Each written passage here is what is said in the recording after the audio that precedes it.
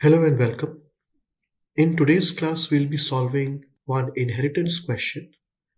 And this question is taken from ISC Computer Science 2023 theory paper. According to the question, a superclass demand has been defined to store the details of the demands for a product. And then we have to define a subclass supply, which contains the production and supply details of the products. The details of the members of both the classes are given below. So this is the superclass demand. It has the data members like product ID, product name, and the quantity demanded for the product. It has a parameterized constructor also to assign values to the data members. And then finally, it has a display function that will display the details of the product. So this is our superclass. Next, we have a subclass named supply, which has got two data members, quantity of the product produced and the cost per unit of the product in decimal.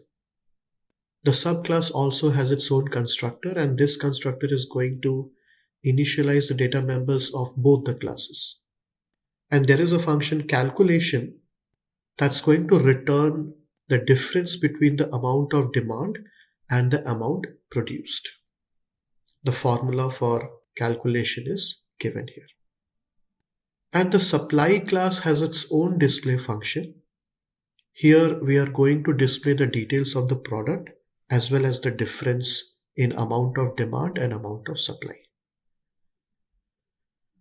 Now it is told that we have to assume that the superclass demand has been defined, and using the concept of inheritance, specify the class supply giving the details of the constructor, double calculation and void display.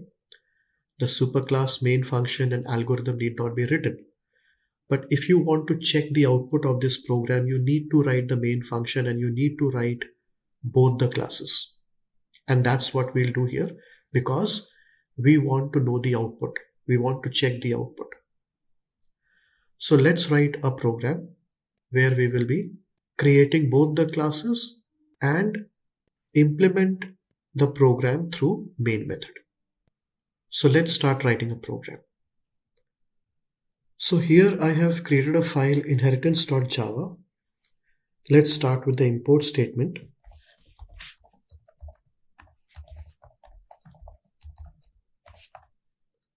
And let's create the superclass demand. Now it has got three data members. We will make them protected because generally the data members for the superclass are declared as protected. So you'll write protected string product ID, protected string product name,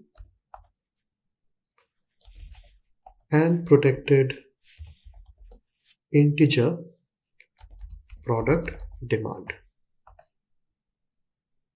Then we have to create a parameterized constructor. So we write public demand string. We will pass all the parameters required to initialize these data members.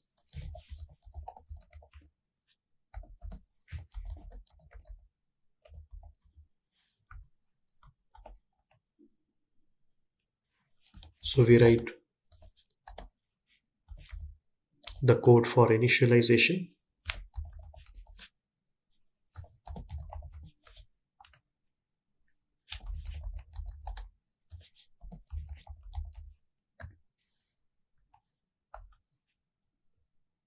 And now we will create the display function.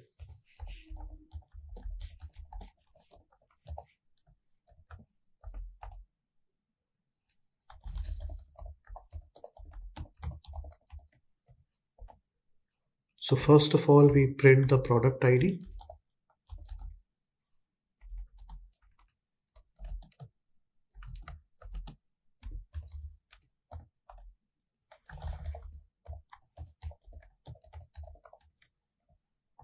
then the product name,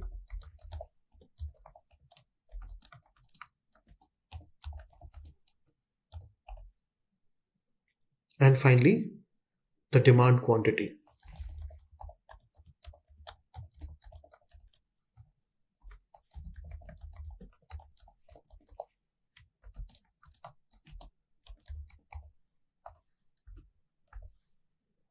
And with this, we have completed our superclass. Now let's create the subclass. So it will be inheriting from the demand class. So we write class supply extends demand. So the extends keyword is important here. It is used for inheritance. So it indicates that the class supply is inheriting from class demand. Now class supply has got its own data members, int product produced and product rate, which is of double data type. And now we create a constructor for supply class as well. So we write public supply string I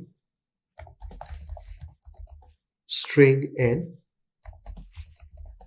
int d int p and double r.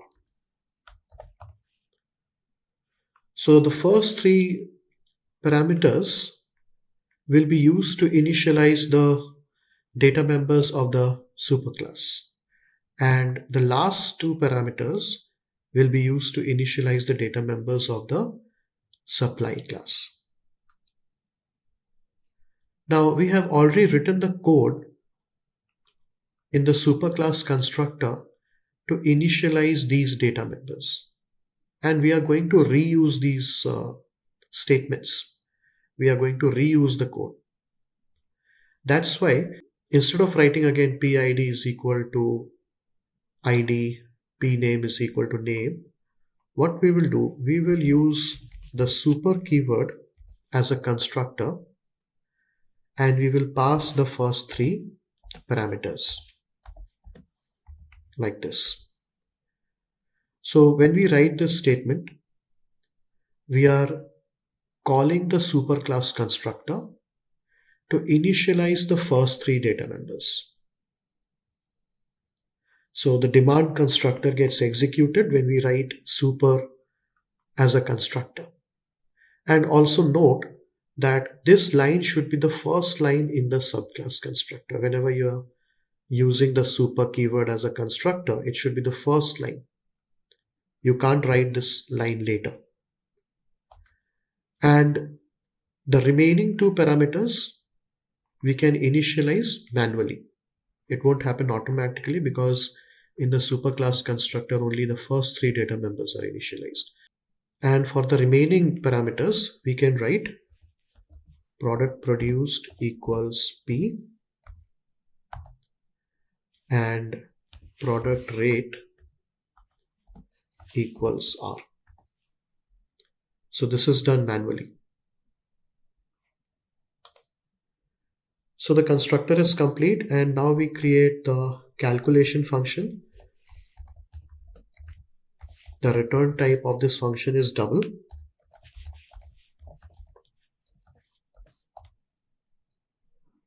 So we are going to write just one line of statement, the return statement.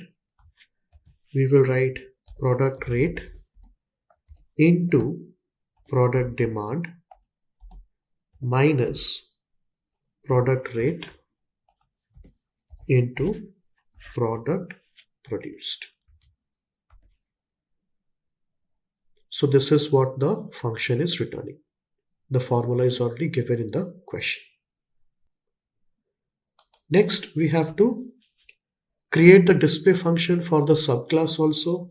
So we write public void display. Now in the superclass, Also, we have a display function where we are displaying the details of the first three data members. So why write this println again? So we write, again, we take help of the super keyword super.display. That means we mean to say here that we are trying to call the display function of the super class, which is class demand over here. So automatically this display is going to execute and all these values will be displayed, the details will be displayed. And we also need to print the quantity produced, so we will write system.out.println.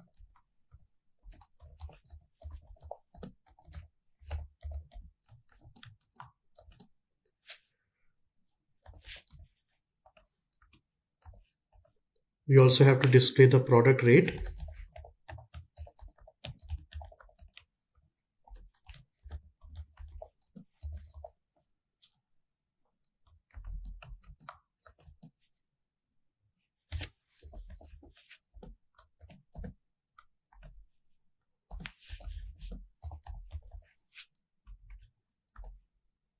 And we also have to print the difference.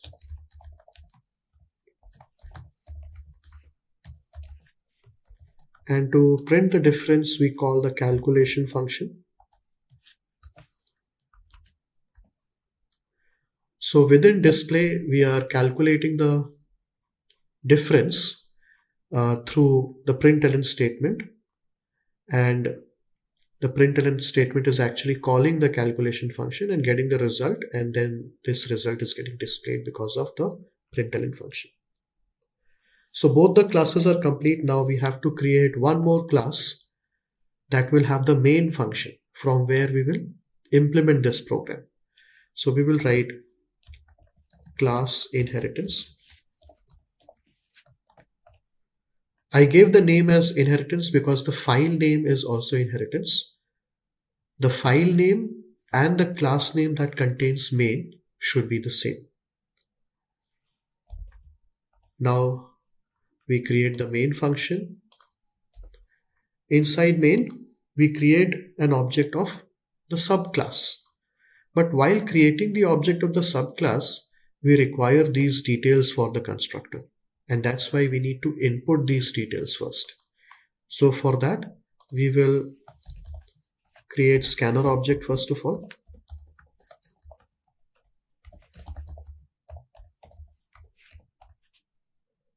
And we ask for the details from the user.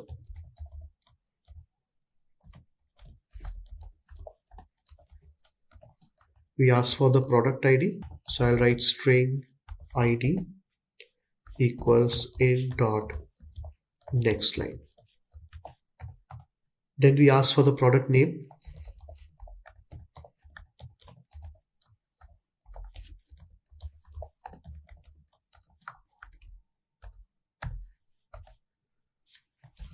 So string n equals in dot next line. Then we ask for demand quantity.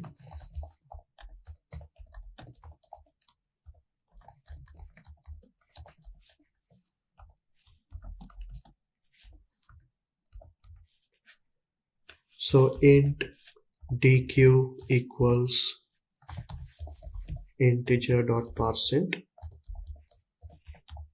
in dot next line.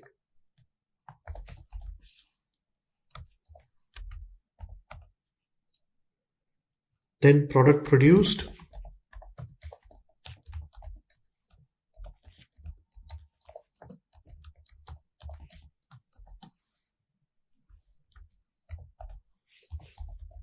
So double P as a variable.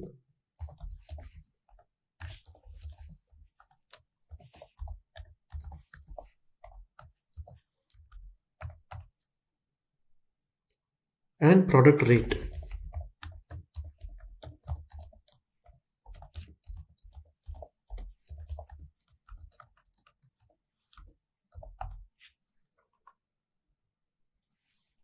So it will be of double data type.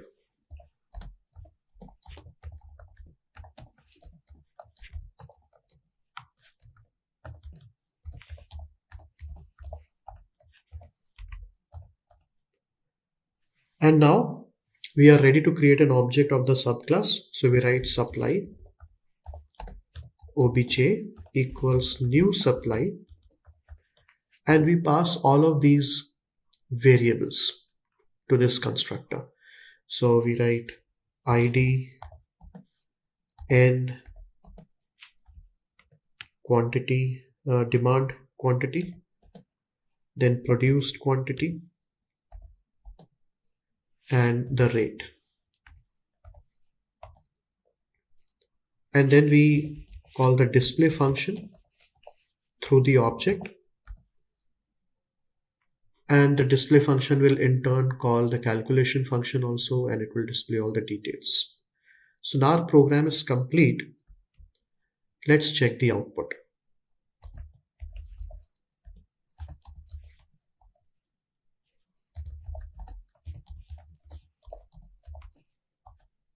So it is asking for the product ID,